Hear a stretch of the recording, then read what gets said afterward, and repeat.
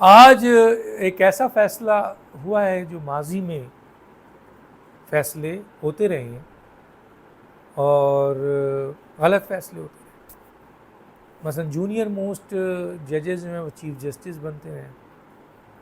Supreme court में भी ऐसा हुआ है और हाई कोर्ट में भी ऐसा हुआ है।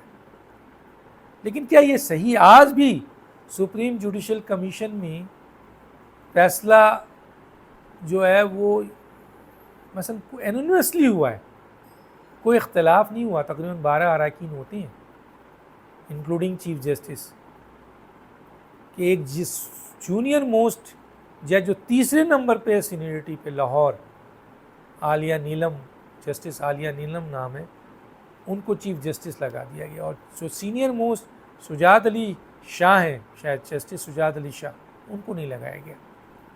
अब सवाल ये पैदा होता है इसमें आइन और कानून क्या कहता है। तो आइन और कानून जो है वो ये कहता है कि आइन में तो जो आर्टिकल 193 है या 175 ए आप पढ़ लीजिए, तो बज़ाहिर उसमें तो ये कहीं नहीं लिखा है कि आप सीनियर मोस्ट जो हैं वो चीफ जस्टिस बनेगा। लेकिन अल जिहाद ट्रस्ट 1996 में सुप्रीम कोर्ट ने एक डिसीजन दिया जो प्रिंसिपल लॉ बन गया, और उस प्रिंसिपल लॉ के तहत एक्शन भी हुआ। और वो प्रिंसिपल लॉ ये बना कि सुप्रीम कोर्ट का चीफ जस्टिस सीनियर मोस्ट होगा और हाई कोर्ट के जितने हाई कोर्ट्स हैं उसके चीफ जस्टिस भी सीनियर मोस्ट होगा। ये सुप्रीम लॉ बना अल जहाद ट्रस्ट 1996 320 सुप्रीम कोर्ट 324 1996 का, ये आप पढ़ सकते हैं। अच्छा, इसमें दो बातें हैं। 175 ए के 5 का 4 और 5 का 2, इसमें ये तस्करा करते हैं कि जनाब सीनियर मोस्ट होगा और उसकी फिर जस्टिफिकेशन है।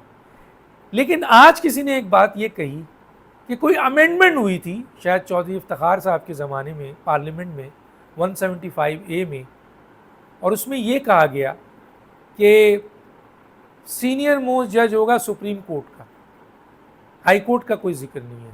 तो लोगों का ख्याल है कि शायद ये तरमीम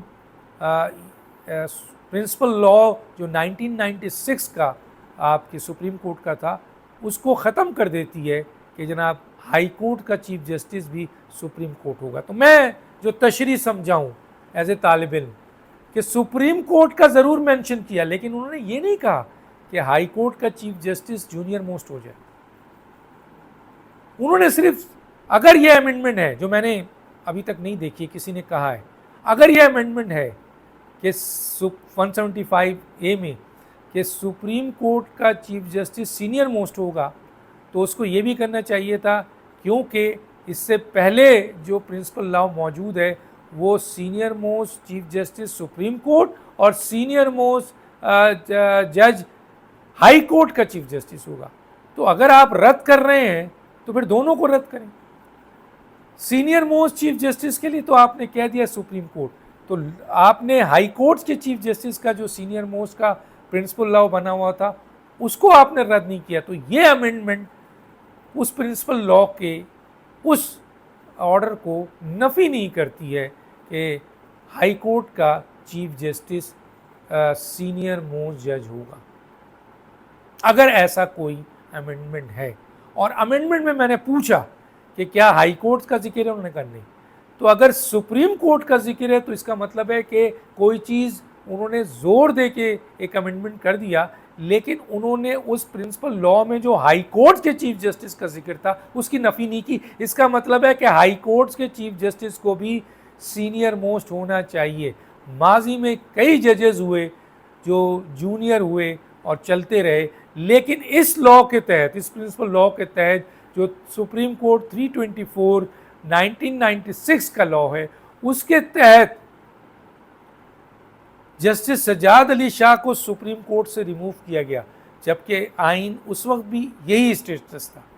जब ये लॉ प्रिंसिपल लॉ आया 1996 में, तो भी आपके यही आइन का स्टेटस था, कोई चेंज नहीं हुआ था। उसमें कहीं नहीं था कि सीनियर मोस्ट हाई कोर्ट का या सुप्रीम कोर्ट का चीफ जस्टिस लगेगा।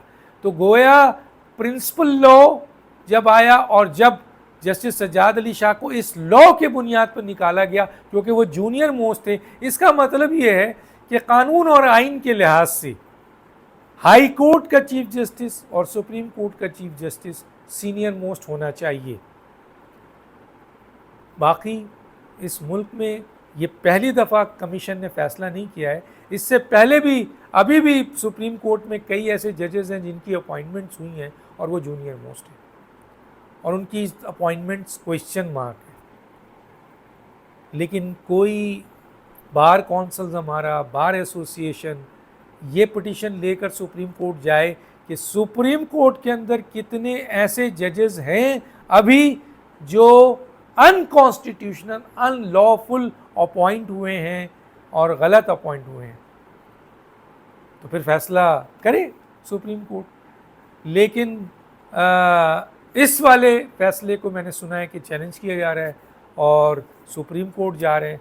सुप्रीम जुडिशल कमीशन के फैसले को सुप्रीम कोर्ट में चैलेंज किया जाएगा और ये कहा जाएगा कि लाहौर हाई कोर्ट में जो अपॉइंट किया गया है, तीसरे नंबर की सीनियरिटी लिस्ट में आने वाली खातून को पहला सीनियर मोस्ट पर तरजीह देकर अपॉइंट किया गया है, जो अल जिहाद ट्रस्ट की सुप्रीम कोर्ट के प्रिंसिपल लॉ के ख़िलाफ़ है और आइन में ऐसी कोई चीज़ नहीं है कि जी लाहौर हाई कोर्ट का जूनियर मोस्ट जो है वो बना दिया जाए।